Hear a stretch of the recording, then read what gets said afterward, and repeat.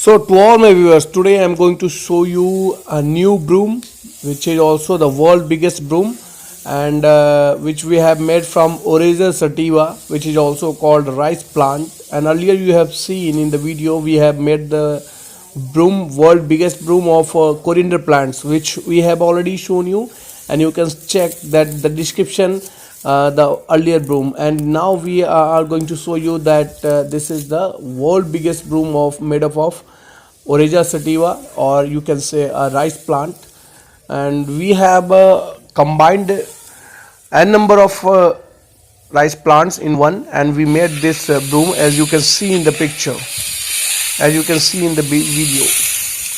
I hope you are going to like this video, and if you like this video, do share, subscribe this channel, and of course you have to comment, which we are waiting for that. So please share this, please subscribe this video and watch till end. Thank you.